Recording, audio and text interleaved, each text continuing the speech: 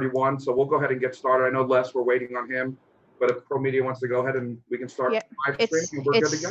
It's streaming. Very good. Thank you.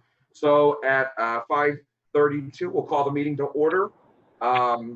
Let's start, because we don't have a flag, we're going to skip over that. Let's go straight to the approval of the agenda, and that was sent out to us. So with, if you're looking at that, that was the Word document. I'll answer any questions, or we can take a motion to approve the agenda. Hey, Josh, should we do the roll call first? We were doing that. Heather has been doing that, I assume, as people have been coming in. Heather, is that right? Okay. That's what we've been doing. Good. Yes, I've been Perfect. taking it down. Okay, thank you. Sorry, Paul, good catch. No, that's okay. So back to the agenda. I have one item to add to the agenda. Very good. Okay, under new business, the second bullet point will be fee schedule adjustment.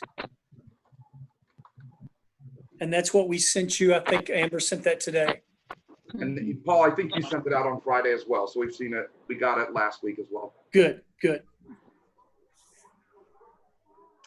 Any other comments about the agenda for today?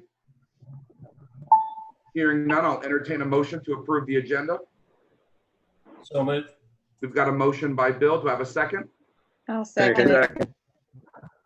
I don't really know. I think that was Mark. Let's just say that's who that was. And remember, with being online, we'll go down and we'll call roll each time. Larry? Present. Bill? This is approving the agenda. Thank you. Jonna? Aye. Savannah? Aye. Lisa?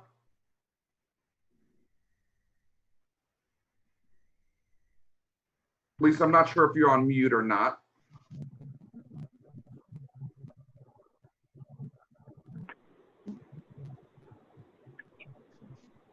Mark? Yes. Ralph? Yes. And Scott? Yes, sir. Very good. We've got the agenda approved for this evening. And Lisa, I'm not sure if you can hear us okay. We were not able to hear you. So you just might want to check your audio before we continue moving throughout the meeting. Let's continue on, and we can go to the approval of the minutes from April 27th. That was the PDF that was sent out on Wednesday. Any questions or comments about the minutes from April 27th? Motion to approve. We've got a motion to approve from Bill. Do I have a second? Second. And I've got a second from Ralph. We're going to go down to roll call. Larry? Yes. Bill? Aye. Jonna? Aye. Savannah? Aye. Lisa? Mark? Aye. Ralph? Yes. And Scott? Yes, sir. Very good. All right, let us move right along to the window painting at the field house under old business. And that was the quote that was sent out today from Amber. So Paul or Amber, if you want to take that away. I'll start off with just reminding everybody at our last meeting on Zoom, which was April 27th, we discussed the windows, replacement windows, and then it was mentioned, or we talked about the painting of the windows. At that time, we had Ed Seward with Positive Colors give a statement based on what PPG told him about the paint. Their original idea was PPG's statement was that they would be happy to sell us the paint, but they couldn't really guarantee it more than 3 or 4 years, and it could last as few as 1 or 2 years.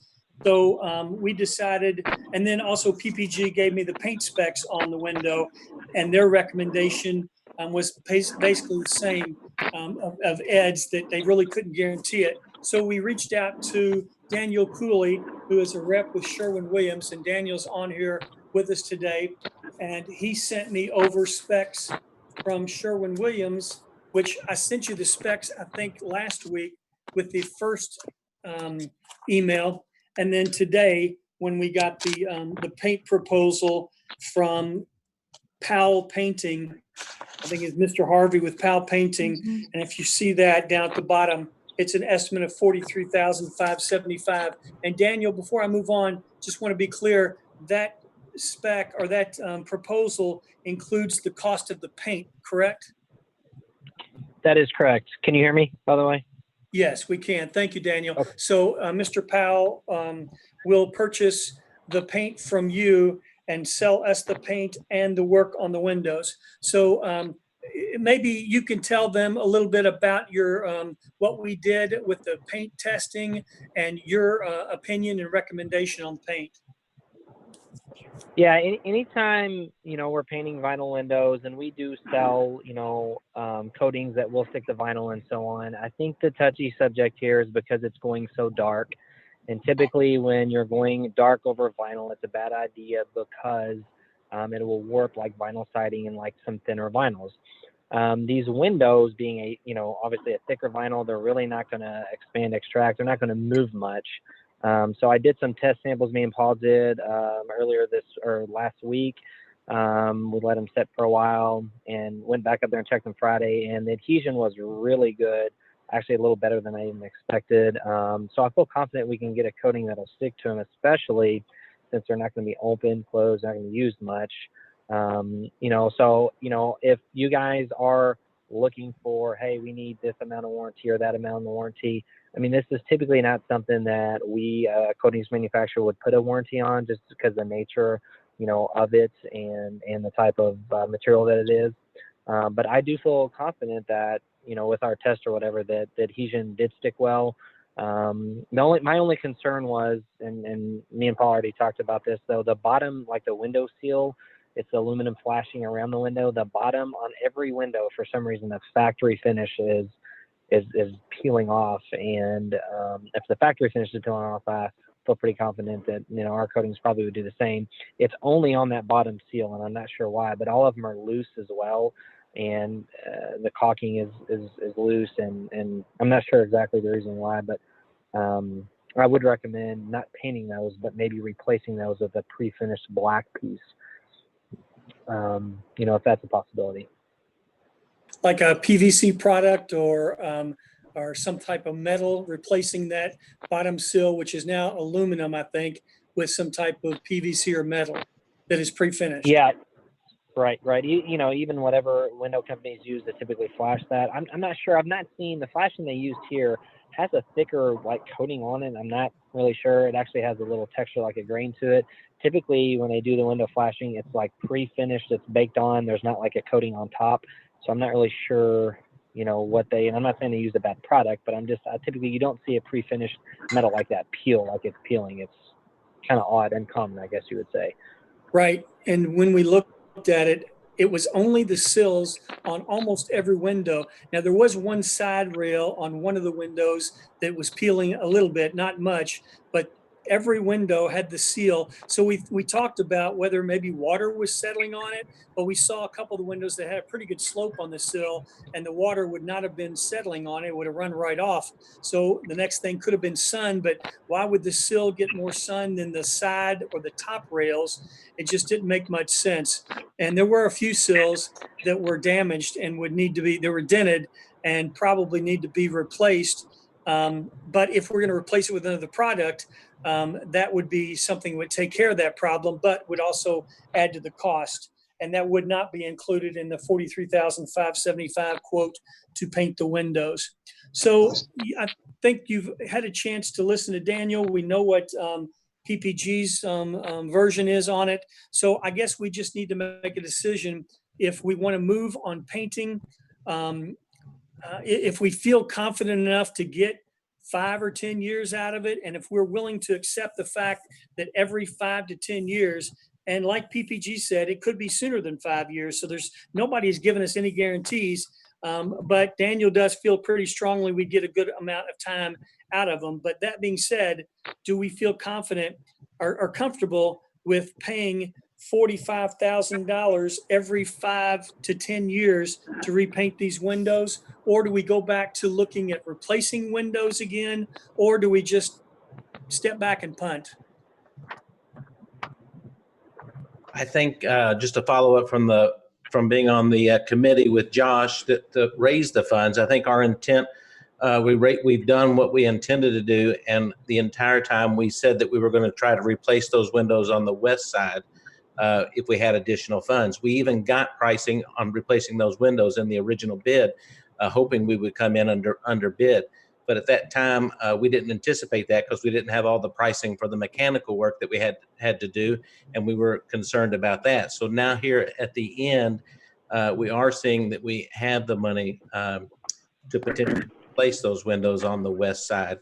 And then the painting option came up in a committee meeting we had probably 3 months ago. Rob Ways actually had the brainstorm painting those windows. So personally, I'm not so sure I'm willing to gamble 43 or 40, I'd have to pull it back up, $1,000 and only getting 5 years because where's the other 43 going to come from in another 5 years to paint those again? Because if it was to peel off, it's going to look probably a white color underneath, and that's going to look even worse than what we have today. So I lean more towards replacing the windows on that west side that was intended. And that's what I think the donors were expecting too. Mark, did you have a question? Or I see your box lighting up. I just wasn't sure if you had a thought or comment. I do not. I'm sorry if it's lighting up. All good. Hey, Josh. Yes. This is Paul. My iPad died, so now I'm up under another no picture box there, if you see it. I'm in just somewhere different. So I got to hear most of what Bill was saying, especially the end part there. So, and if anybody else has any comments, we'll listen to them. But I agree with Bill that maybe we should go back to look at replacing the windows just on the west side. And Bill reminded me of something that's what the donors, I think, expected or were told. So I'm fine with doing that. We can go back to quoting them again. We already had we had 3 quotes. We had AML, we had we had Marvin Windows, and we had Cook. So we had 3 quotes, and we can discuss those again, or we can throw them out the window and start over again. It's whatever you guys want to do. I would make, this is what I personally feel, I would like for us to go back to replacing the windows, and we go back to AML and the quote that you had from, was it overhead door, Paul? Yeah, Cunningham was pricing the windows, and Cook was doing the installation. It was a combination.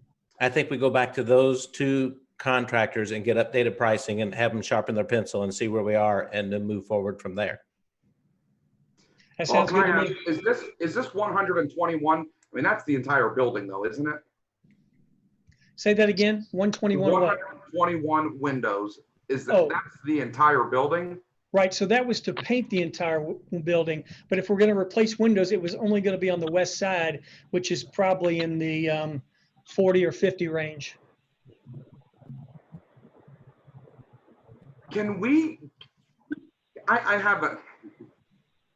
So there are 2 thoughts that I have. One, I feel a certain kind of way about and I know there are funding constraints.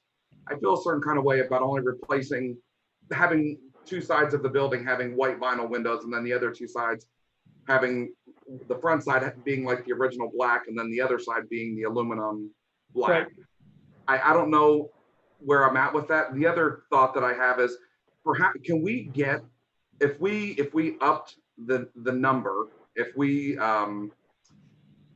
were having to look at increasing the total quote, is there some sort of discount or some sort of cost break that we get by adding more windows? I realize we're adding more, so it's going to cost more, but at some point volume's going to kick in.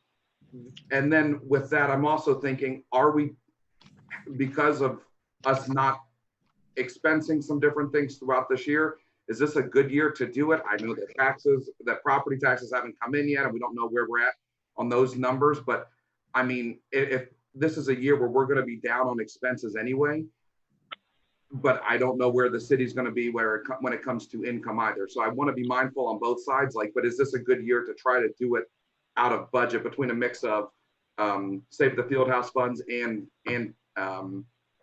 city dollars as well. It's just a thought, and it might be worth just getting numbers just to see where we would be.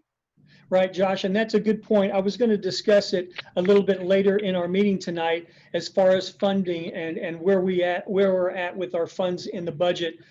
Yes, I talked to Heather the other day about what extra money we might have because we weren't doing the river stage and we weren't doing some things. And the other thing I was doing is planning on not spending a good chunk of our money that was placed in there by the council to buy vehicles. They put $100,000 in there for vehicles this year. I think I spent $25,000. So we still have $75,000 of that money. We still have money in our regular vehicle budget, which there's 40 in there we haven't touched. And then we had money in our equipment budget. This is all out of edit.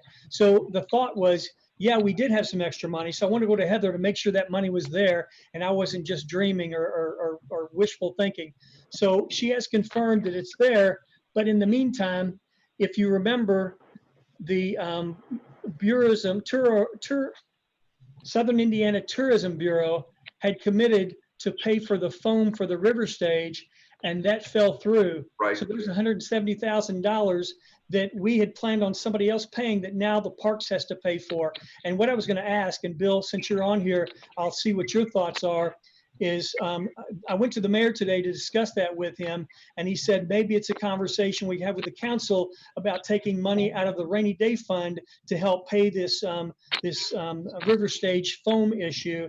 The good thing is there's money in my budget. It's not going to leave me with anything. It's going to drain me if I spend $170,000 on the river stage foam.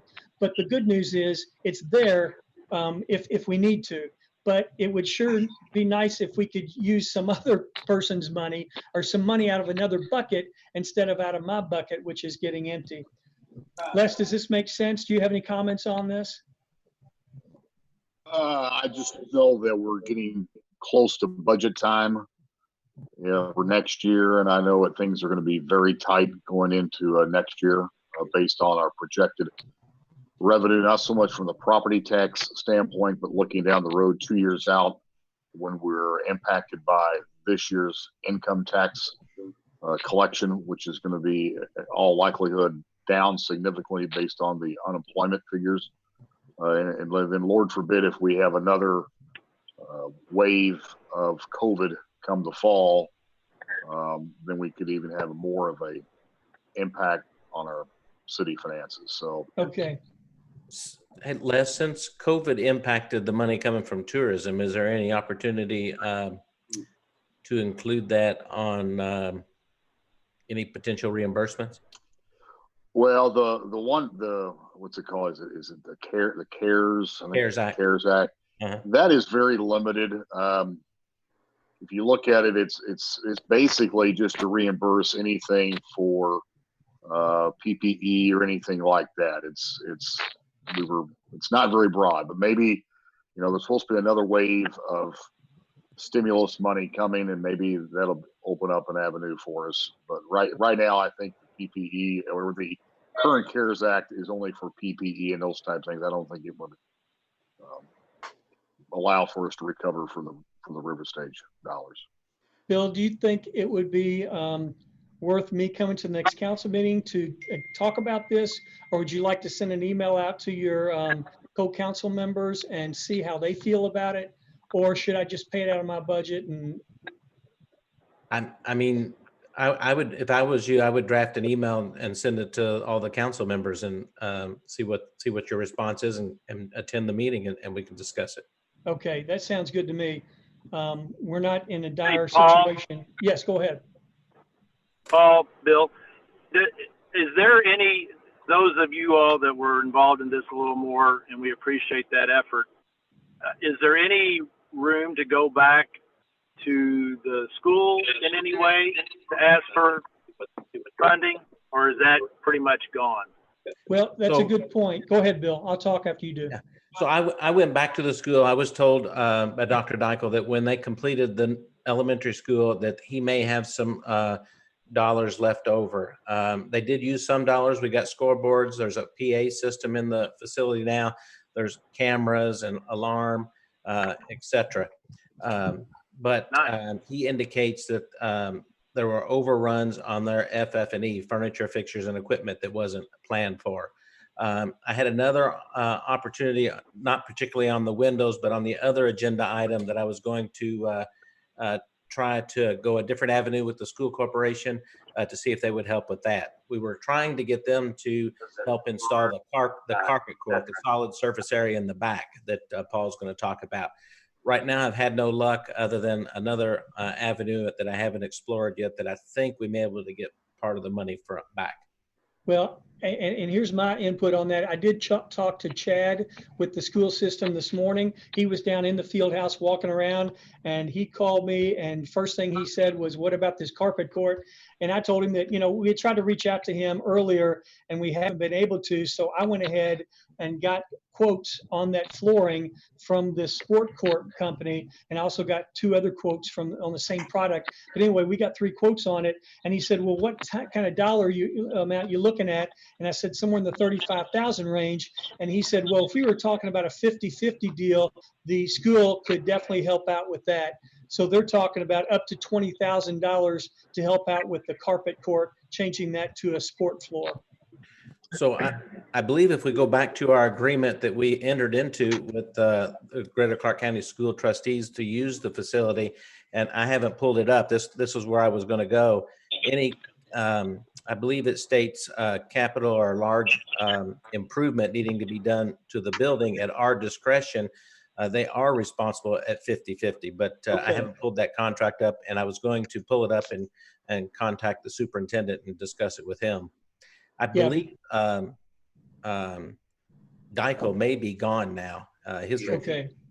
Is Geico gone, Josh? You shaking your head? He emailed me 2 weeks ago, but said he was on vacation. So I'm assuming he was finishing up some PTO. I'm almost positive he's gone. I just heard that from someone else the other day. So I believe we can go down. We can get maybe 50% of it covered if we work with them. Right.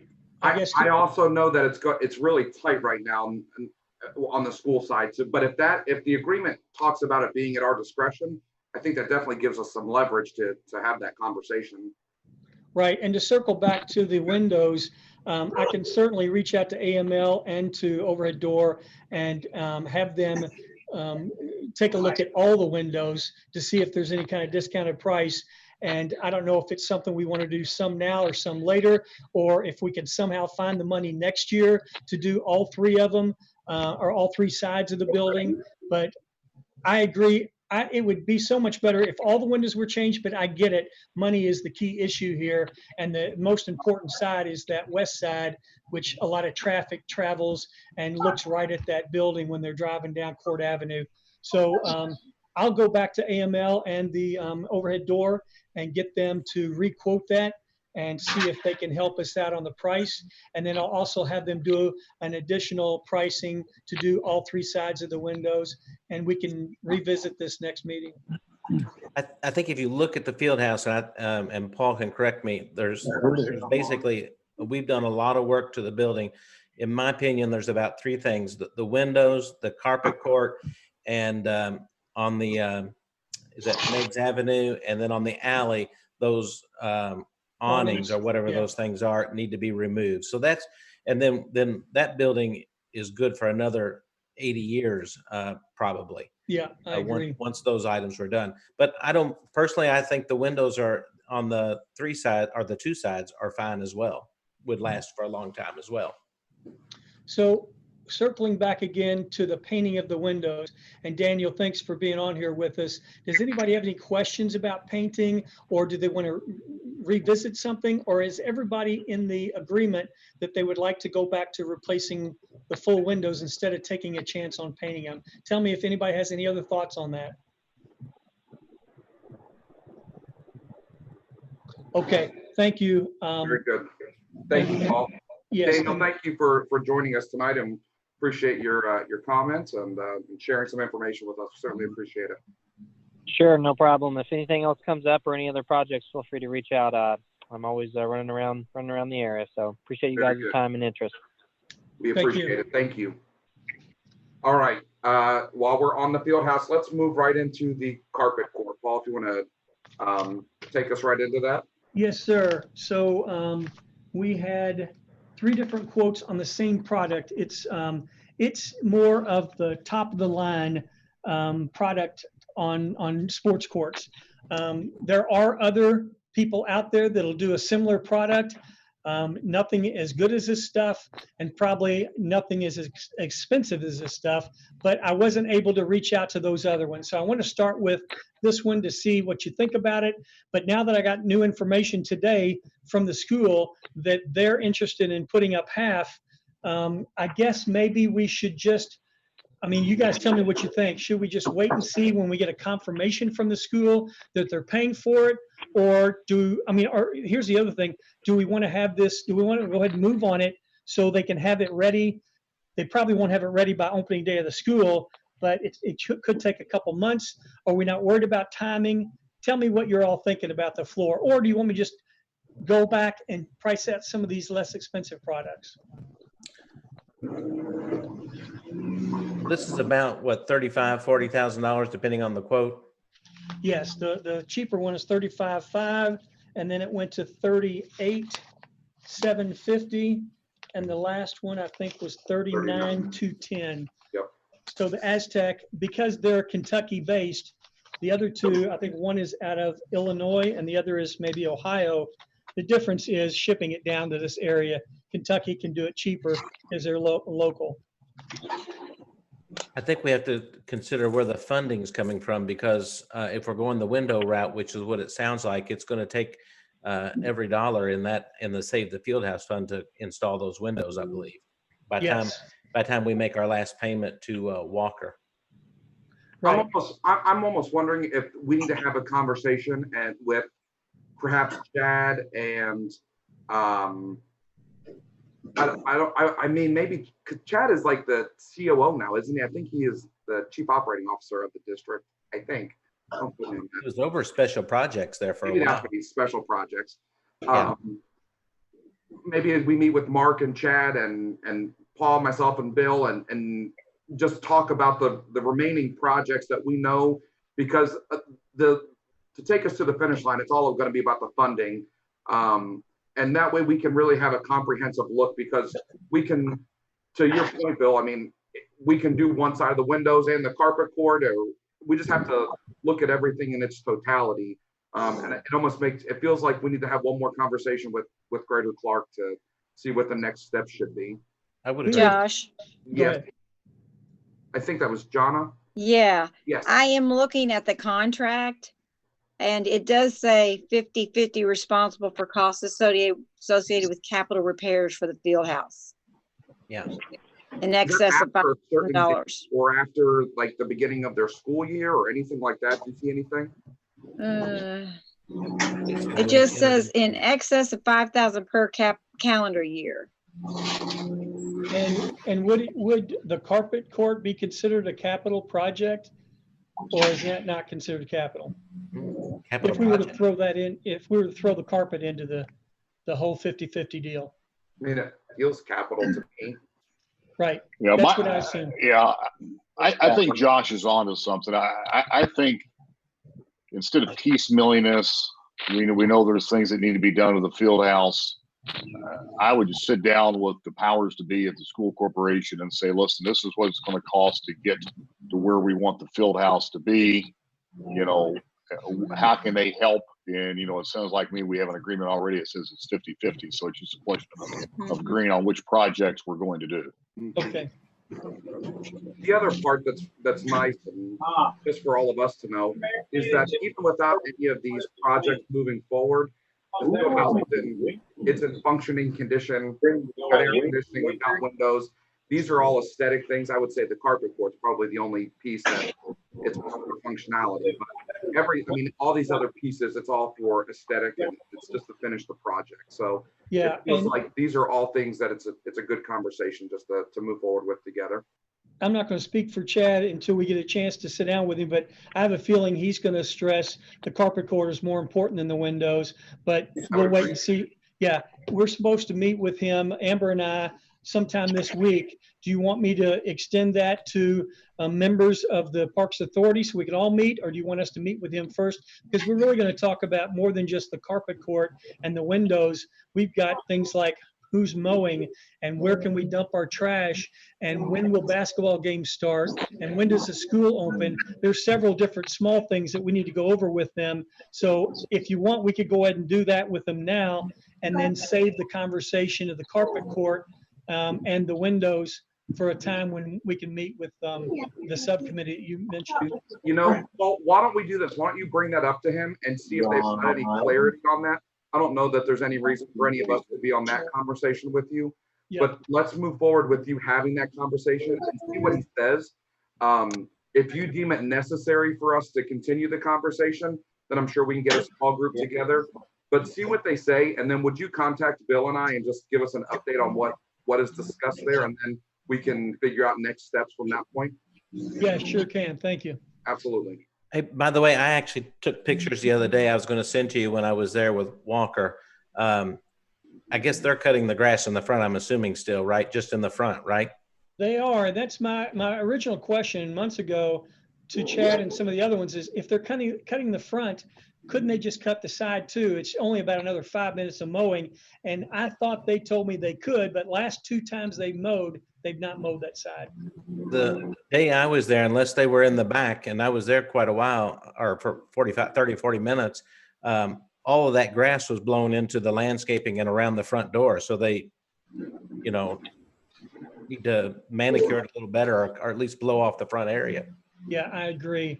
And we're actually, before we open the field house, we're going to spend some time this week over there dressing up the landscaping.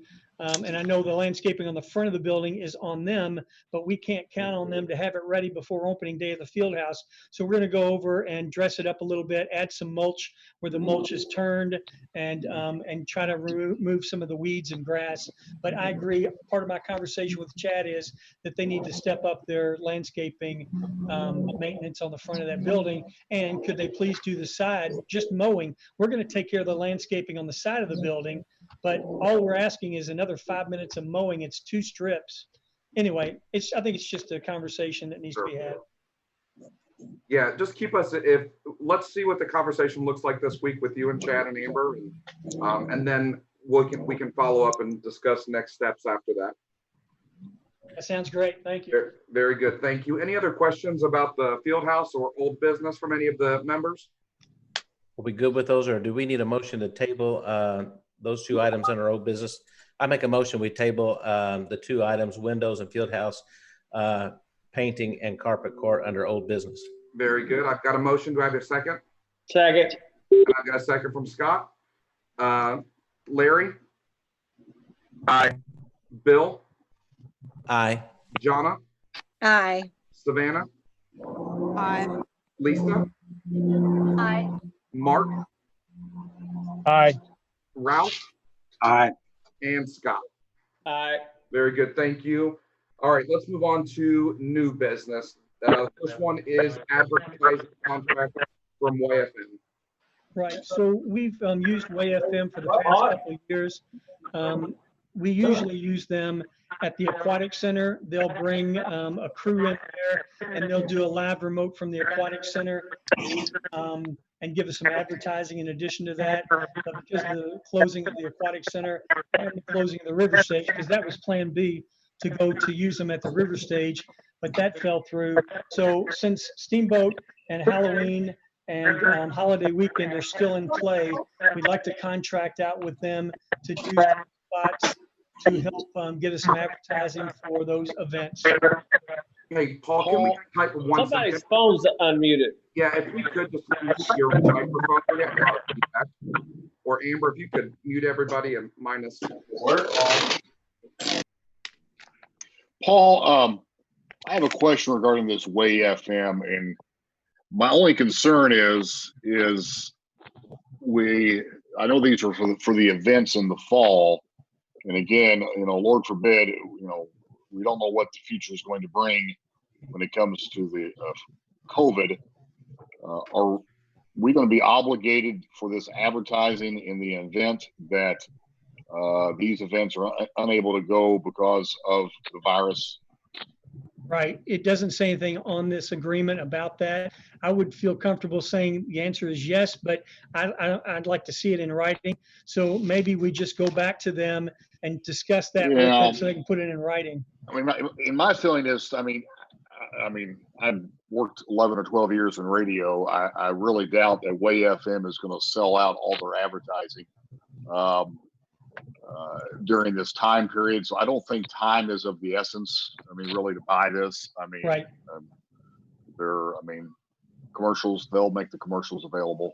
I think, at least table this so we can at least nail down whether or not we've got an out in the event those events do not happen, or if not, just wait and not actually buy the time until we get closer to the event. I'm assuming that you can reserve the time, but would be preempted if they. But I would be shocked that they're going to sell all their spots during that time frame.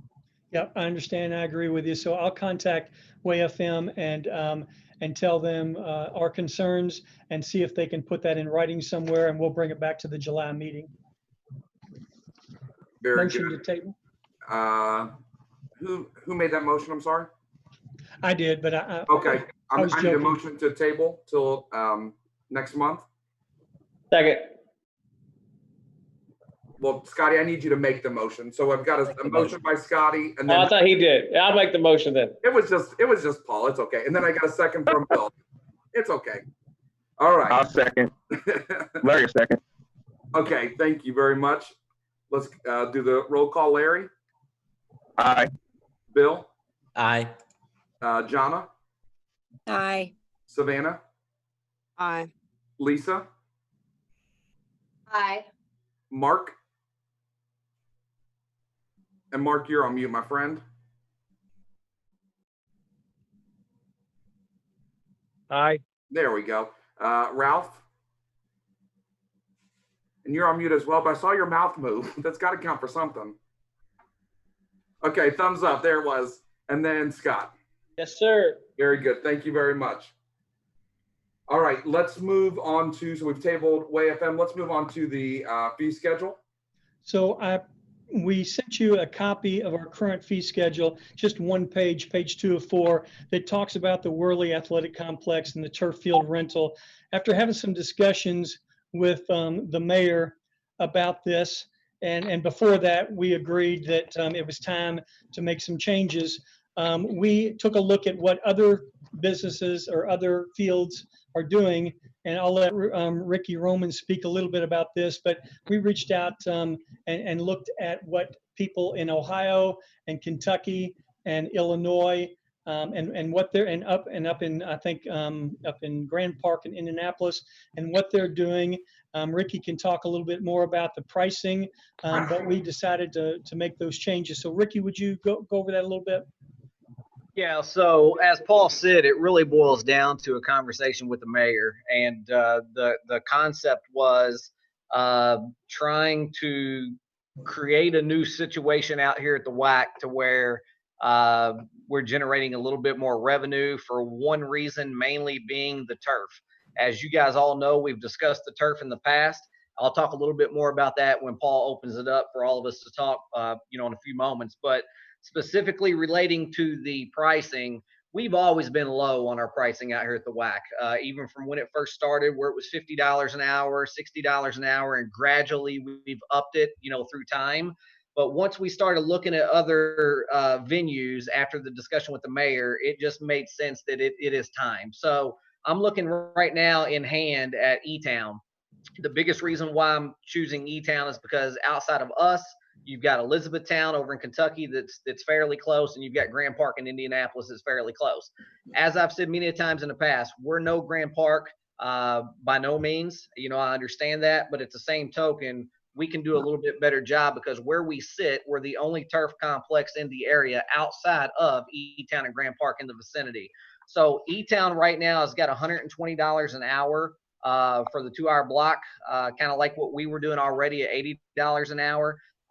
So going off of that pricing and looking also at our daily rate where we were only charging $600 daily, we had a $400 rate for local schools, kind of like Southern Indiana United as well, a youth soccer organization that, in a way was grandfathered in for so many years.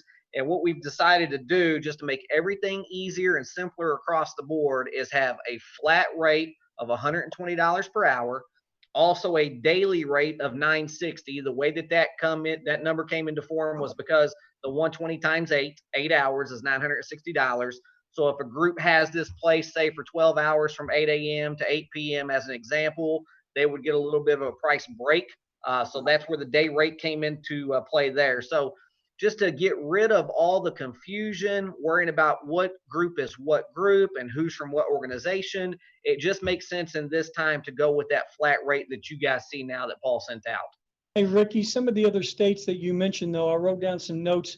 We had them anywhere from 130 to 170 an hour, and they were out of Ohio. And that's what I wanted you to make them aware of, that some of these other states doing the same thing we're doing are much higher than us. Oh, absolutely. Yeah, absolutely. And that is absolutely a point for sure. There's many states around that are much higher. Again, now some of those things that we looked at, personally, I've never been to. We've looked online, try to gather up some pricing as best we can. I joked with Paul, for example, the one in Minnesota had labeled themselves as basically the nation's largest complex. I've not been there to give proof to that. I'm not sure. But I know that our pricing was extremely lower than not only locally of E-Town and Grand Park, as already mentioned, but also different states in Ohio, Illinois, also Minnesota, basically pretty much everything in the Midwest area for the most part. So with that being said, as I told Paul, no doubt in my mind, it is time to move this up. And honestly, everyone, we're drawing some different type clients now as well. As many of you know, we have high schools already with sports. We've got colleges, Louisville City FC as well. And, by no means are we trying to take anyone to the cleaners. But again, we were not doing that in the first place because we were already so cheap. Ricky, thank you. Anybody have any questions on that? Do you know if Grand Park and E-Town give any consideration to public schools or schools? No, Ralph, I don't know offhand. Allow them to have a discount. Yeah, Ralph, I do know for sure that Grand Park has some high schools that'll play there. I know there's some schools that'll set, baseball, for example. I know they'll set up some contests and whatnot. Specifically, though, of what discounts and stuff, I don't know. But with that being said, one thing that we did mention to Mayor Moore was that locally with Jeffersonville, if Jeff needed something, we would definitely look at working with them, even if it's maybe a 50% off type rate. We did not say that for any other local school or any other organization, Ralph, but we did mention that about Jeff High. Thanks, Rick. Yeah. Sure. Well, it seems like we have some given with greater Ralph, don't we? And use I'm of sorry, facilities, et cetera. Ralph, would you say that again? I said, we've always had, there's a history of a lot of give and take with the Greater Clark County schools, right? When the use of facilities. Yes. Now, the grade schools haven't used Worley. None of the grade schools or middle schools have asked to use the facility. Am I right, Ricky? Yeah, the grade schools, we've not had anything from an elementary school standpoint. I have had middle schools come out here, Parkview and River Valley at one point. I talked with Lance and the people at Parkview at the time of scheduling a football game. We've actually had some comments with them in the past, once that all fell through after 1 year, to come out and do it again. So with that being said, Ralph, yeah, I'm not opposed to doing some things, with the local schools or Greater Clark County in general. But, basically with our conversation with the mayor, it boiled down to just looking at who the primary groups are. Specifically for Jeff High, outside of the IHSA sectional, which, the IHSA paid for that. So that really wasn't Jeff. The only thing we've had, they've come over and they've utilized it from a football standpoint in the past, maybe doing a scrimmage. It's been Jeffersonville, Silver Creek, Charlestown, different schools in the area. And so with Isaac helping us with youth football, we kind of understand that give and take right there. Since he helps us, we help them a little bit. But we were giving the local schools, Ralph, a break already where we had that $80 rate. for all organizations, all the schools were getting $60 an hour at that time. Ralph, are you suggesting any Clark County school, whether it be middle school, high school, or grade school, should get a discount, maybe 50%? I'm Or just thinking that you need to look at what we're currently doing. Aren't we using some school facilities for some things? No, Or not? no, we're, No. we're not. And Anything? Ralph, I'll say this, and Paul, you can talk more about this if you like, but Ralph, we tried that so-called partnership in the past, and at one point we used some facilities. Now, we'll say this: Todd at Jeff High has always been open arms to anything that we need. But in the past, when we would use Parkview or other places, we actually got an invoice to pay because of using custodians. so it hasn't been quite, I wouldn't say unfriendly, but yes, there's been a fee that we've had to pay custodians to come in to use Parkview and River Valley. And I don't know that we've used Jeff High, if we've even asked for Jeff High before, but I know when we tried to use those two middle schools, there's been a charge. So I'm willing to listen if you want to keep that discounted rate for Greater Clark schools. I mean, the way we had it listed before is local schools and SIU soccer. So what do we mean by local? Do we mean the high schools and grade schools? Or is Silver Creek Elementary, is that a local school? I mean, I guess it's maybe clearing it up a little bit. Paul, is that a question for me? It's for anybody. Oh, okay. I kind of consider local schools the schools within that are where we live, that are in our areas, that are, the schools aren't paying taxes, but the areas that are in, the schools that are in our taxing area. Okay. It's part of the city.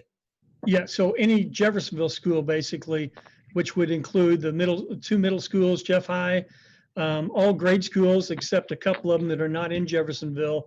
So if you think that we need to keep that local school rate, just take out the SIU soccer and make it local schools only get a special rate. We had kind of talked about giving Jeff High a special 50% off, but if we think we need to be more black and white with this and say any Jeff schools get a discount and what that discount is. Well, just real quick too, guys, that rate would technically, again, going off the 50% language that we're saying now, if we move it up to $120 an hour, it's going to stay the $60 rate that they're already used to anyway under local schools. Does that make sense? Yeah.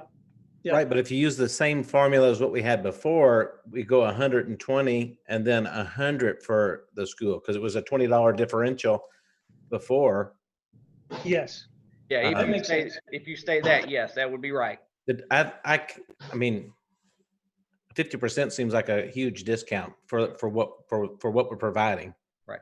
And let me say this too, I realize that what I'm about to say is not going to take care of every single school out there, but keep in mind the vast majority of these high schools now are getting turf. So we're probably not any longer, I don't want to say ever, but it's very unlikely now that we're going to get a lot of action from Jeff High School football or things of that nature, because they're getting turf. Same with Charlestown, football's getting turf. So we'll still see some action. We'll still have some people call. Rock Creek still plans to play high school football here. But I think as these schools start to get turf, as it starts to go into their baseball and softball fields and everything as well over time, there's really no reason for them to come to the WAC to use our turf when they already have it. So the question right now is, are you okay with moving it to $120 an hour? And then do you want to see us have some type of discount for the Jeffersonville schools, whether it be $100 or the $60 or somewhere in between? I make a motion, we move it to the $120 and then $100 for the Jeffersonville schools with the 2-hour minimum. We've got a motion. Josh, I got a question though. Yeah, go ahead. I guess what's the point of raising the fee? If we think we're going to lose some schools and we're going to raise the fee, are we going to market ourselves out of any income at all? No, I don't believe so. Personally, I don't believe that we will, because I think that we're still on par with many other facilities out there. Like we said earlier in the conversation, one thing to keep in mind now, I'll be honest with you, there's no guarantee on anything, obviously. And that's the big reason why we always kind of kept it so low, was exactly what you said. We didn't want to go so high to all of a sudden where it just hurt us. But everybody I don't want to say everybody, let me say it like this. Any of the colleges that's ever come here to play college soccer, any of the organizations, semi-pro football organizations, things of that nature that's come out here, they've always thought and even said when they rent from us, wow, that's a great deal. Wow, that's cheap. I don't want to raise it to where now that phone call turns out to be, oh my gosh, that's too expensive, we're going to go somewhere else. But realistically, though, guys, where else are they going to go in the vicinity? If it's a local area here, they're not going to drive to E-Town to now go play on their turf field. They're not going to go to Grand Park to then go play on theirs. That's our thinking on this. So I don't believe personally that we're getting out of the realm of possibility. Now, if we were looking at 150 an hour, things of that nature, personally, then I would feel a little apprehensive on that. But I think we're still good at that 120 rate. And I've already spoken to a few organizations to let them know that there is a likelihood of this happening, and there was no issue with it whatsoever. Yeah. Even if we lost 10 or 15%, that's going to save us wear and tear on the field, because the Right. field is getting a ton of play on it. Right. And that's the thing too, Bill, is we're trying to figure out a way here to almost become self-sufficient, if you will, so that in that 8 to 10 year window, right, when it's time to get new turf, that we can look back and say, okay, over our last 8 to 10 years, we generated the revenue to be able to be self-sufficient, so that now we can pay for that updated turf. Because, when we get turf here in a year or two, right, if that happens, the same conversation is going to come up in the next 10 years, whether any of us are included in that conversation or not. It's still going to have to be done again. Ricky, what's your ballpark it for me? What's your average income? The average. So right now, Josh, what we're doing, and I talked to Paul about this the other day, I'm going to gather the complete total details of what we brought in. I've got some numbers to go over, and they're very, very simple numbers. You'll see here in a little while, but I've got some numbers to go over since May 31st. What I want to get, though, is the entire 2019 numbers, and I will definitely have all that. I don't want to get too far ahead of my turn to talk here in a little while, guys, but we're gathering numbers as we speak right now. We're simply waiting on the Moach group. He came down here last Friday. I'm waiting on some other fencing type stuff. So we've got a collective thing of information that we're about to get to you all to show you kind of what this entire complex out here has done and what it can become. I'll tell you, my question is not so much even for the self-sufficiency, but it's more so, are we having a conversation if we increase, are we going from 20 to 40, are we going 50 to 100,000? Like, to me, I just have no concept at all where we're at. Ricky, didn't we ballpark some numbers last week and come up with around 45,000 for last year?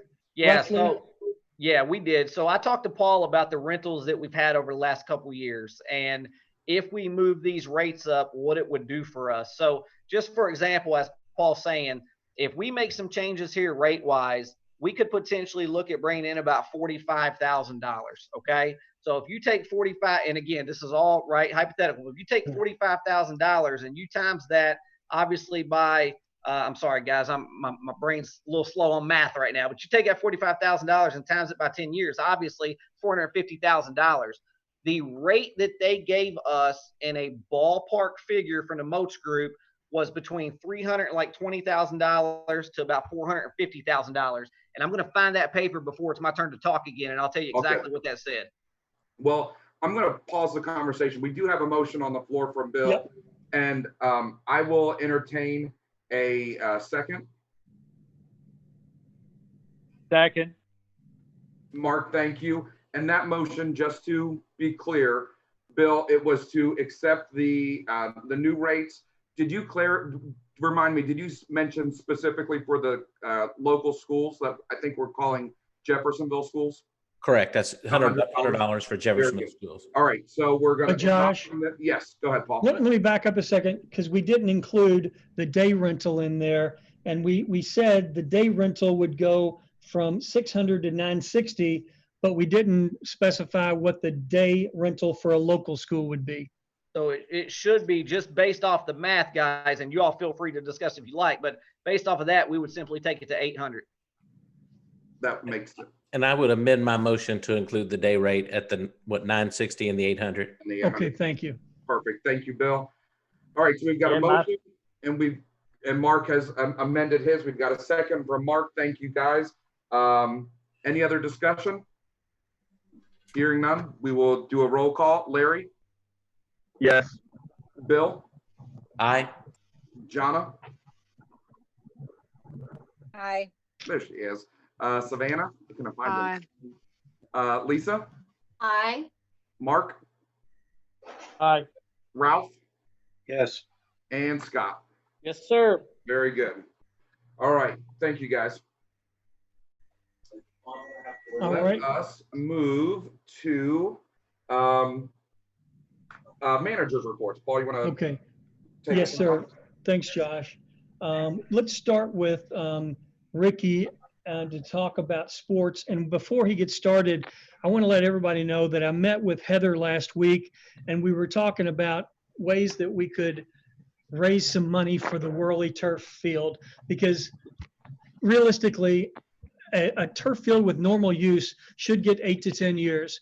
We're on year 7 of the turf field, and we don't get ordinary use. We get extraordinary use out there. So in year 7, it's starting to show its age. So we're going to have to come up with a plan somehow. I don't want it to be me coming to the city council and say, can I have $450,000? So we're looking at other ways of doing it. Now, that being said, I haven't had a chance to sit down with Heather and Les to discuss Heather and I's ideas. We want to run it by Les to make sure that he understands those ideas and is good with those ideas.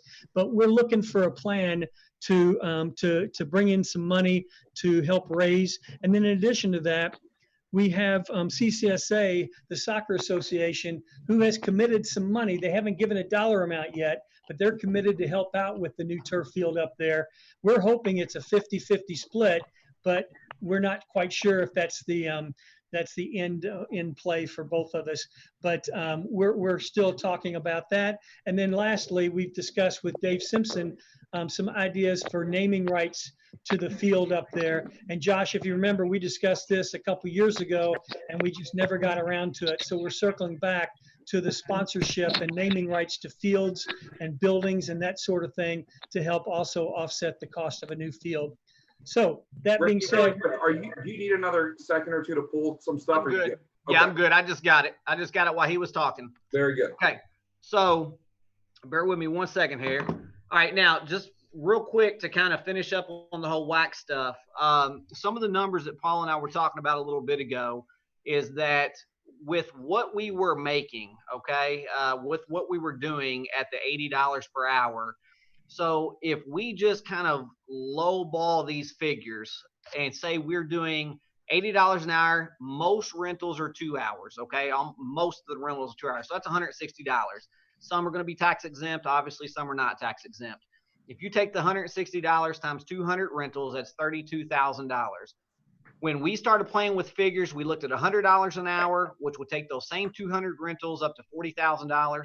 If we did the $120 an hour, the same 200 rentals, it would be $240, okay? Would make $48,000. So as Paul said a little bit ago, with somehow creating a non-reverting fund, and that's way above me, but if somehow creating a non-reverting fund, things of that nature, and we could find a way to generate through rentals on this turf field, which is highly, highly probable, then we could find a way to be self-sufficient every 10 years when it comes time to do a turf field. You would have the ability, as I said earlier, to have $450,000 or more numbers now, $480,000, right, every 10 years. So the reason that number makes sense, or the reason that number is important, is because when Chris Larby from the Moats Group sent out an email, and this was a generic email initially, he said, generally, and I'm going to read it right off my page here. He said, generally speaking, you're looking at about 95,000 square foot of turf area, which would be somewhere in the range of 360,000 to 450,000, depending on what type of turf system is selected. Obviously, there's bells and whistles that you can put on here. We don't need that. We just need something simple to go back and fix what we have. We already, in my opinion, have a much better plan going through a second go around of this, right? We've all been through this 7 years now. So we have a better idea how to groom this on a regular basis. We have a better idea how to police this on a regular basis, meaning traffic flow. With all of those things together, there's no doubt in my mind, with a system that's a little bit better geared towards our usage as well, that it would hold up. Chris met in my office down here this past Friday. We sit down. I've got 3 boxes right here of turf and turf examples. And so he is, by the week after July 4th, supposed to get me an actual quote. He understands that we're not going to be doing anything on the turf right now, but I had him also understand that I have to have better numbers. I can't just say, well, it's going to cost $360,000 to $450,000. So he's going to give me a better quote, so we truly have an idea what we're dealing with. And then we can start to think about how we're going to generate those funds. Number one is raising the rental fees, as we all just agreed to do. So that's great information. Paul just mentioned something about Dave Simpson as well. And I'm not sure if Dave's on here or not. I hope he is, but we just mentioned something about Dave as well. Dave sent over some information today that I'm going through. We talked in Paul's office the other day about ideas. We talked about naming rights, how we can name the scoreboard, how we could potentially name the turf field, maybe even naming the, the building, the activity building itself. So there's ways through sponsorships to also generate some revenue. So again, long story short, it all goes back to, with all of these changes, we could become self-sufficient, if need be, in order to make sure that we're not trying to find ways to pay for turf every 8 to 10 years. So that's the turf field in a nutshell. Any questions on any of that stuff? Okay, good deal. All right, other things here. Paul, am I on the actual manager's report now? Yes, sir. All right, good deal. Okay, so since May 31st, obviously we all realize that, COVID-19 is going around. We all realize things have been crazy, but my phone still has not stopped throughout the entire time frame. Since May 31st, at the Little League complex alone, we've had 26 practice rentals. Last week, we started a college wood bat league at the Little League complex as well, specifically on Memorial Park's big field. So just in those 26 practice rentals, and also our 4 June dates of our college bat wood league, we've generated $2,371.05 just at the Little League alone in those. We just this past weekend, Saturday and Sunday, had a tournament. It was home run baseball tournaments. It was a youth baseball tournament. Which is now scheduled for throughout the fall. Again, obviously, if we can still play for safety reasons due to COVID, something could change. But the tournament itself at the Little League brought in an additional $2,568. So just since May 31st, we've had almost $5,000, $49,3905 to be exact, at the Little League complex alone. Vissing Park, same dates since May 31st. We've had 17 practice rentals, which brought in $979.78. Again, some of these weird figures are because some are tax exempt and some are not tax exempt. The tournament was also at Vissing Park this weekend. They had over 100 teams that played at the Little League and also at Vissing Park. So this was a gigantic tournament that we now, I'm going to say we have rights to, because they're going to use our facilities. That generated another little over $1,000. So at Vissing Park, we've made just a shade over $2,000. So total practices and games, the College Wood Bat League and the tournaments since May 31st is right at almost $7,000 just in a few weeks. The WAC, already talked about the WAC a little bit, but we've got for the first time ever out here this coming weekend, we have a lacrosse tournament. Never have had a lacrosse tournament out here, but there's a company named Lacrosse America. They're from Ohio. They moved their tournament from Ohio to the Worley Athletic Complex this coming weekend. So I'm excited about that. The lady's name is Nicole. We've been talking for the last couple of weeks, making sure we have all the necessary paperwork together, all the safety requirements together. So we're good to go there. Just today, I solidified 7 dates with Louisville City FC, who's going to be putting on a youth academy camp over here at the WAC as well. That'll start up on June 29th for an entire week, and then they're doing a few dates in July. This Saturday, just 2 days ago, we had our first graduation party, getting back at it. We had a graduation party in the WAC conference room. I've got another one set up August 1st. Adult softball leagues, they're scheduled to begin still the week of July 6th. So I'm still taking registrations for it. Reached out to a ton of teams today to remind them. I'm still in the process of organizing our scorekeepers. I've got a few guys already set up. So that's softball. Youth football. Here's the big kicker on youth football. Right now, the hope is to make a decision on youth football on or before July 6th. The reason I say hope is because we just, again, we want to be safe. Paul and I have talked. We've talked. Amber and all of us have talked. We've talked to Brian Smith, the safety director, as well. Brian is really concerned about youth football. I'm not going to say I'm not, because I am, but we're hoping to make a decision soon. I have consistently been in contact with our other leagues that are involved in the HHYFL. We had a Zoom meeting last week.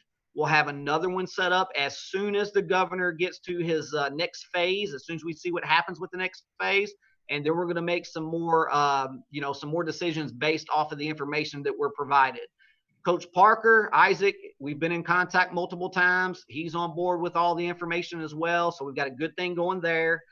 One update also about the GLVC. In the past, I said something to you guys about, right, the Great Lakes Valley Conference Men's and Women's Soccer Championships being here at the WAC. They will not be back in the fall of 2020. Has absolutely nothing to do with anything we did. It completely has everything to do with the fact they need to be centrally located, and Bellarmine is now Division I. With Bellarmine being gone from the GLVC, it makes no sense for them to come this way. They thanked me for everything. They were gracious about everything. They were excited about everything we did here, but they made the decision to go to Lindenwood University this coming year for obvious reasons. They need to be centrally located. So, now that we got our feet wet with an event like that, we're going to put some things together. I'm going to put some things together and kind of just let people know that we are here and we have the ability to host those type of events. And I hope to do so again in the future. So that's the GLVC update. I already told you guys about meeting with the Moats group to go over sample quotes for turf. So as soon as we get information on that, I'll let you know. And then the last thing is Tom Jarnigan, who was formerly with Cardinal Fence. He now has his own fencing company. He met with myself and Mike Vahar, CCSA's president. Duckworth was unable to be here this particular day, but we met to go over some fencing ideas out here at the WAC again. They are wanting to do some things back on the grass fields to kind of close shop up, so to speak. And we're looking at maybe adding a couple of things, raising the fence on the far side by the grass, and possibly adding some gate around the backstop.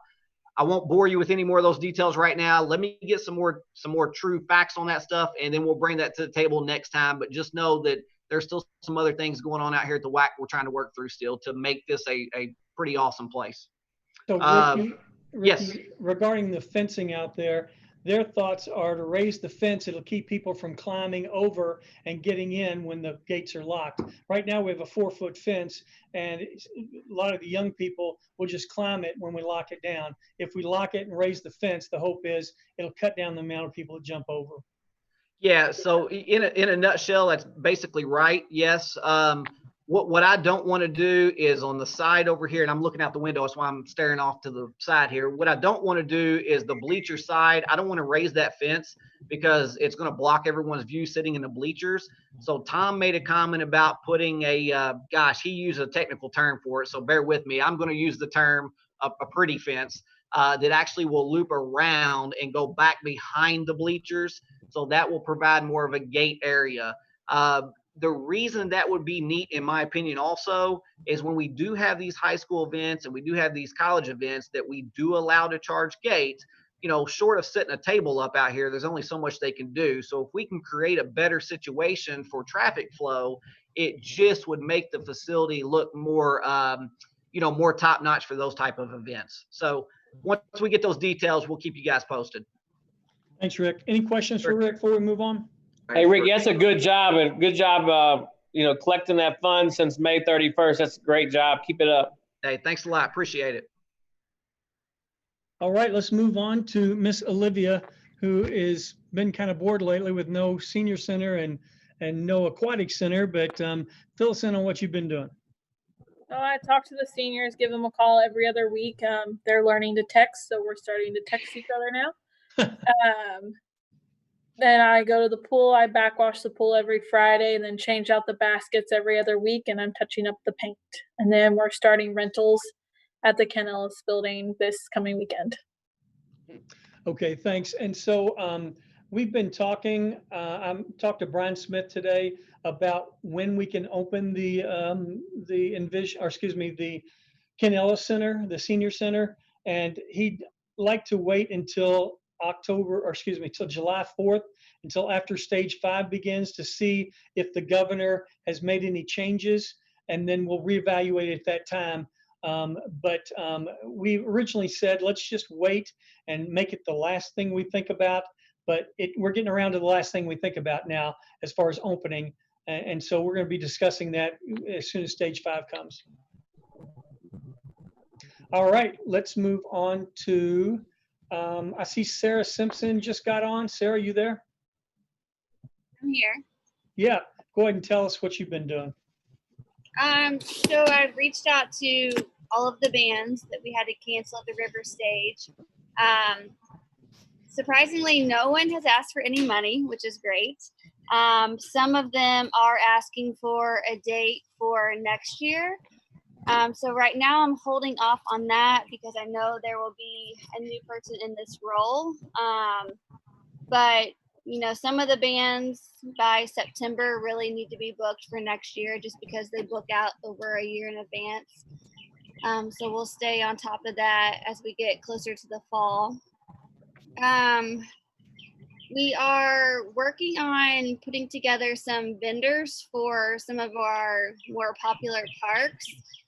So we had Grader's Ice Cream, who actually vended one Saturday, I believe, at Duffy's Landing. When I spoke to him today, I think there was maybe a car show or something that asked him to vend. But he did really well, and we think that having some vending at Duffy's and maybe Chapel Lake and Bissing would be well received. So we've reached out to a couple ice cream vendors, being Graders, and then there's another ice cream vendor called Winks. And then a couple of our River Stage vendors, which are Fistful of Tacos and So Bellies. They kind of have a little bit of everything: hamburgers, hot dogs, pulled pork nachos, snacks, and ice cream for the kids. So starting this Saturday, we will have Fistful of Tacos at Chapel Lake, and they will vend from 11 to 2. And I'm putting together the same contract for vendors that we use for the River Stage, but we're requiring 10% of sales from the vendors. And then when they vend on a Saturday, they will have to send in payment to the Parks Department by the following Wednesday. So right now we're just kind of working out that schedule. We would like to have a vendor every Saturday at Chapel Lake, Bissing, and Duffy's Landing, and work on a rotation. And when we get all that finalized, we'll get with Pro Media and we'll have them advertise that as well. And it's going to be kind of a trial. We'll see how it goes. The vendors they like the idea, but if it, it's not bringing in a lot of revenue for them, I'm not sure they'll hang on. But hopefully it's popular and we can continue it through the summer, even maybe into early fall. And other than that, just kind of steamboat nights. Pretty much everything that we had scheduled for steamboat nights, everything we had contracted has moved to the October date. The only thing I have not reached out to yet, Bill, that's the balloons. Hopefully we can still do that in the fall, but everything else has been moved to the October 2nd and 3rd date. That's all I really have right now, unless anyone has questions for me. Thanks, Sarah. And Dave's here too. Dave, do you have anything to say? Yeah, I just wanted to do just a quick update for everybody in regards to city partners, kind of where we've been, where we're at, where we're going. Thank you. We've been on pace to have a record 2020 actually over prior year, with the expectations somewhere in the 450,000 range. 219,000 of that has been closed up through June 2020, with 155,000 that being cash and 64 in kind, directly offsetting our events budget. Of course, summer concerts, probably some in JGC has been canceled for the season, so that's kind of shaking the deal up, honestly. So anybody that we've contracted with up to now, we're having to backtrack with, discuss potential refunds if they want them, of course, as a last case scenario. We've got 4 or 5 of our current partners that have committed to rolling their funds for 2020 Summer Concert Series into 2021. So we don't have an, on the book, off the book type of deal. That's the route that they'd rather go. And then many others are electing to roll their Summer Concert Series Twilight Cinema sponsorships into Steamboat Nights and indoor end of season holiday events. Moving targets, COVID-19 right now, and if it resurfaces in the fall, so a lot of these folks that we're moving to end of season sponsorships, we're having to talk carefully through with them just to make sure that they understand if things change again, that we do have options to either refund their sponsorship dollars and or again roll them into 2021. So we're working on new sponsor agreements now, movement of canceled event sponsorships to support the remaining of 2020. We're working through addendums and meeting with and adjusting all of our current paid sponsors for late 2020 and 21. Working through Steamboat Night sponsors that have been and are continuing to be. Yes, we're talking about a naming partner with Shoe Sensation for the first year for Steamboat Nights, so we're excited about that, and several others. Halloween, our Halloween downtown event, holiday events, we're all still selling for and trying to push folks toward versus early season. In addition to prospecting and sponsorship sales that we've been working through, the workload has changed quite a bit from our end with addendums and refunds and canceling of agreements and rolling over of other agreements. So there's a lot of T's to cross, I's to dot to help make sure that those partners are happy in the funds that they've given us and kind of where we're going in the back end of this season and into the next. So we're having some time now too to work on what our 2021 packages will look like. We started working on some stuff for the WAC. We've worked through a deal with Coca-Cola, who's already funded us over the last 5 years for around 90,000, is looking to work a 5-year deal with us for 50,000, which we're still working on now, which will extend to start in 2021 opposed to in 2020. So we've done $1,625,728 since 15. We were looking to be about 200,000 shy of the $2 million mark this year before cancellations. So we're continuing to plug along and try to reach that goal. That'd be an exciting goal to hit just in the short 5 years that we've launched the program. We're working with T-Mobile now to potentially take Jeff Goes Country 2021. We're working through a deal with them this year for 2020, about a week before that cancellation was noted. So they're interested in 2021 and a first right of refusal if they can get it. So that's pretty exciting too. I'll send you guys, I'm not going to go through the list of all the partners that we have. There's quite a few to go through. You're welcome to visit our city partners page on our park site to kind of take a glance at all those. Watch the videos on there if you haven't. Go through and listen to what our partners are saying about how important city events and our partners program is to them and their brands. And if you guys have any questions, I'll fill those now. But if you got referrals that are interested in getting involved in late season events, feel free to push those my way and we'll do what we can to secure them. Thanks, Dave. Anybody questions for Dave before we move on? All right. Thanks, guys. Thank you, Dave. Donnie Poole, what's going on over there? I know everybody's been waiting just to hear from me. I don't think I'm going to say too much. Everybody's tired. it's still a strange time. We're still trying to get used to it. We're running split schedules where I got at a minimum 2, if not 3 people coming in at different times of the day. Then they leave at different times of the day. So keeping them separated and all that is keeping us hopping. It hasn't slowed down at all. We're actually catching up with a whole lot of stuff that we haven't been able to do probably in the last 3 or 4 years. I got 4 or 5 different dirt projects going. And I think once we get done, you'll be able to see a heck of a difference. But they're keeping us busy. Thanks, Donnie. Yeah, Donnie's been down just recently down at Fisherman's Wharf. That area down near the river that's a flat grass area has received a lot of damage from the river and from individuals who drive their vehicles through it.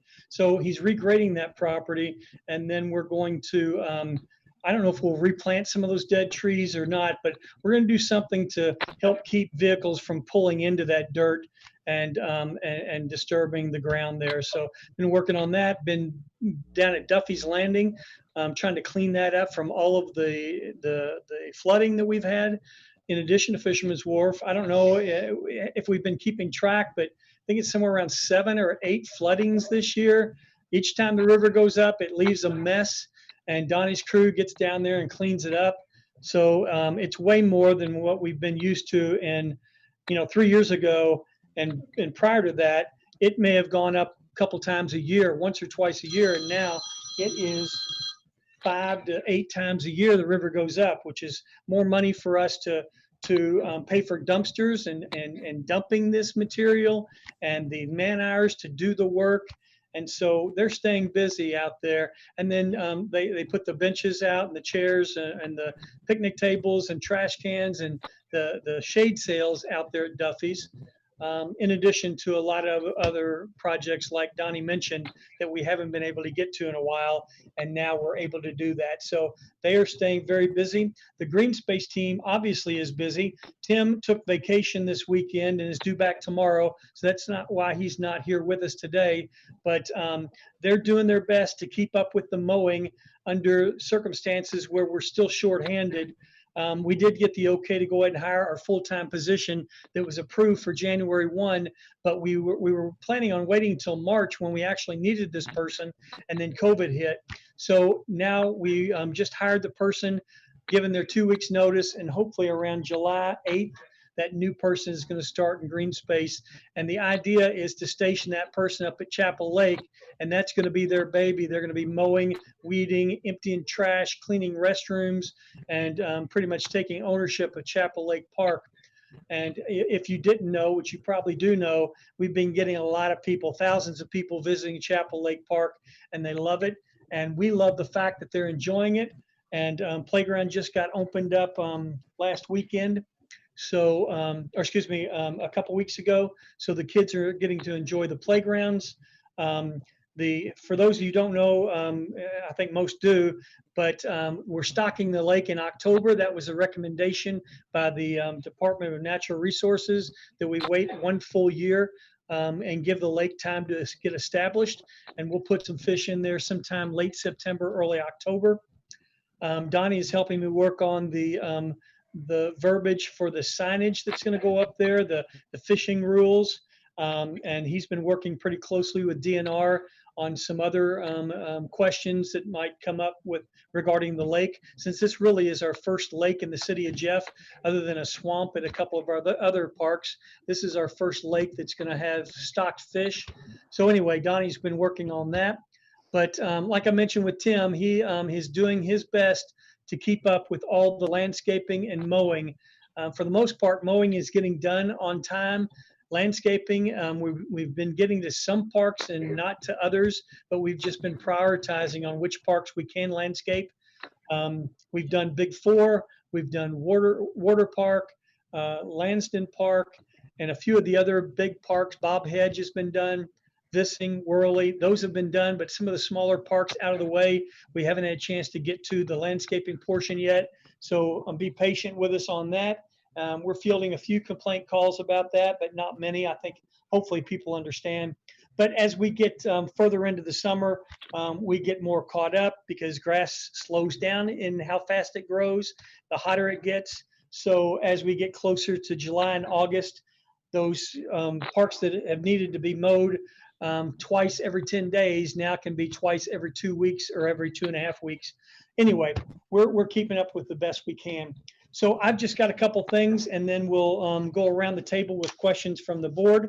But I wanted to let you know a few things. We opened up the Envision Center on Monday the 15th, and we've had a small group of people show up there. We're still trying to get the word out that we're open and pass that information along to those families that were using it prior to the COVID.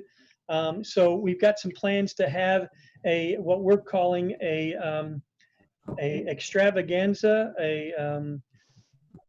Amber, help me out. What do we call it? Yeah, we're still trying to name it, but it's going to be some type like summer extravaganza on July 2nd. So right before 4th of July.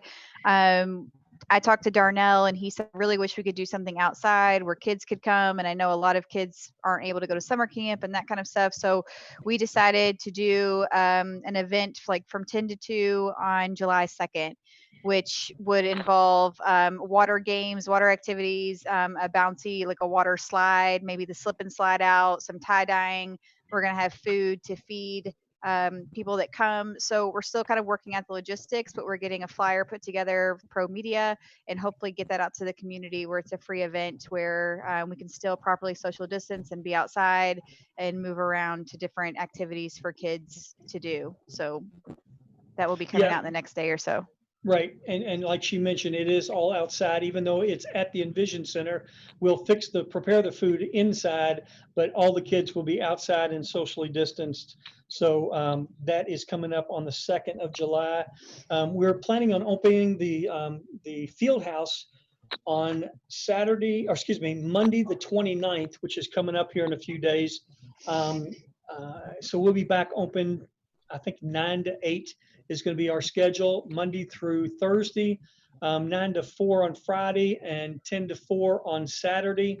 And then we'll be back open for parties. We've already had a few parties at the Envision Center, but Fieldhouse will be back open for parties, and that's coming up soon. We're working on an event with Robbie Valentine. It's going to be a basketball camp at the Nahan Fieldhouse. The city of Jeff will receive 40 free passes to the event that we're going to be able to give out to those folks that are in need of the assistance. I think he's taking 120 and 40 of those are going to be given to the city, and he's charging for the other 80. Also, River Stage, since no River Stage season, we're leaving that up in Utica. We're going to meet up there this week to do a cleaning job inside, and then basically lock it up until next year. Let's see. Oh, so we talked about money earlier, and I won't go into this very long, but we really were looking to see if we had some extra money in the River Stage where we could put into sound and lighting. And so that's another conversation I had with Heather. I want to talk to Les about it to make sure we're all clear on it. And then we may have up to $50,000 to use from leftover funds in the River Stage that we can upgrade our sound. That equipment doesn't last forever, and Sarah maybe can answer this, but I think that equipment is probably at least 5 years old, so it's time. We've been limping through the past year with what we've got, but it's time to upgrade some of that stuff. So that's the plan. After we talk to Les, if we all agree that the money is there, then we may put some of that money into new sound if we think we can do everything else we want to do too. There's some work that needs to be done up at Chapel Lake, but the Chapel Lake Fund is out of money. So these are things, drainage issues that need to be taken care of. So I may have to use my funds for that. It's about $15,000 to $20,000, not as much as the 170 that we're spending on the River Stage. But again, and like I mentioned before, I was planning on saving money this year, like the mayor had asked us to do. Each department save money, don't spend. But because of this River Stage issue and some Chapel Lake issues, I am now going to be out of money by the end of the year. So it's only because of these other issues that have happened. So I just want to be clear on that. I had planned on not spending as much as we have in the past, just so we had money left over. But that doesn't look like it's going to happen if we have to use that 170 for the River Stage. Oh, one other thing here. Olivia has been working on also helping out with Anchors Away, and she's also going to be helping out a little bit with the field house when we open it back up. So, you know, even though she's shut down other places, we are using her for these other events. And we talked about Ken Ellis. Yeah, I think that was everything I had, Josh. Well, are you planning on doing any sort of like ribbon or press on the 29th for the field house reopening? Well, we haven't had any plans for that, but anybody like Bill, if you guys have recommendations, we can, or if you just want to set a grand opening date other than the 29th, we can do that too. Well, we had planned on doing a grand opening when we got the mechanical portion done, but obviously COVID hit and then delayed with the Siemens getting the controls set up. But we do still need to have something for our donors, and we probably need to do it sooner than later. But if we're going to try to explore these opportunities with the carpet court, it would be nice to wait till that's done, because that would look really nice compared to what's in there now. Okay, good. Well, we'll keep that in mind when we get around to it. And when that product is installed, we can schedule some type of grand opening at that time. But yeah, that sounds Very good. Yep. Thanks, Paul. Les, do you have anything for us? Nope. I'm good. Thank you. Very much. No public comments at this time. Any other comments from any authority members? The only thing I would mention is I'm not advocating of spending money, but I would mention to Paul that he said he had budget for vehicles to be replaced that he's not buying. And I think council has talked about trying to get these vehicles on a rotating basis, so we're not buying multiples every year. So I would probably, if vehicles were in your budget, and you can talk to council and confer with Les and the mayor, I would think you would need to buy at least a few of those to keep the rotation going. No, that's exactly right. I planned on doing that. But you're right. Let's discuss that with Les and the mayor and the council. I'll go ahead and send out that email like you suggested. I'll get on the agenda for the next council meeting and see what they have to say about rainy day fund or wherever they can help out. Very good. Any other comments? Yeah, I do, Josh. Hey, Paul, just two quick things. One, I think they're doing a great job up at Chapel Lake, keeping it clean, keeping it mowed. The little kid or guy that emptied the trash on Sunday in that little gray truck, he did a fantastic job. And I think we need to be proud of that park. And, you know, that's a park as a showcase for what the Ridge can bring in, and, you know, and people moving here. And I know when we approved the purchase for that tractor a couple meetings back, we didn't get the attachments to that tractor. And if that would make sense, and you know, if you wanted to bring us up there and show us what those attachments would actually do on that tractor. And I know we're not looking to spend a bunch of money, but if it makes sense to keep that park, you know, at top notch, I think that's something that we may have to look at later, if you don't mind. Well, thanks for bringing that up. And you're exactly right. There is some money left in our green space fund under equipment that I haven't spent again because I'm trying to hold back. But I was kind of waiting and see what we did need and what we could do without. But there are a few attachments, like it's like a bat wing attachment that'll help you get down closer to the lake and trim it a little bit closer and keep the along the railroad track there where the vegetation grows over onto the sidewalk. It'll help keep that back.